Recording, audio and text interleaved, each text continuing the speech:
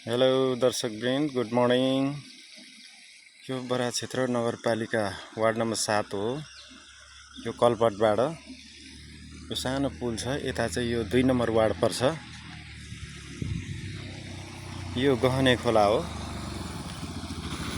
यो गहने खोला अस्तिको ठुलो बाढी आएको थियो अस्ति नै। त्यो बाढीमा यो गहने खोलाले तपाईको यहाँनिर अलिकति क्षति पुर्याएको छ है।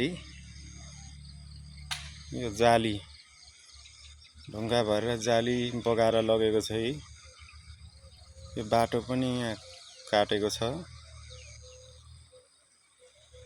यहाँ देख्न सक्नुहुन्छ तपाईहरुले।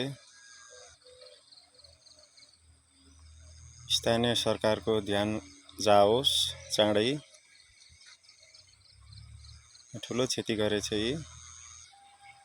घर यहीँनेरि छ हाम्रो अरविन्द भाइको, यहाँ देख्न सक्नुहुन्छ।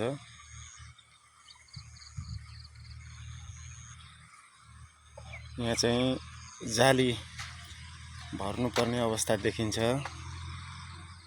हस्त यहाँहरूलाई मैले देखाएँ यो भिडियो। धन्यवाद।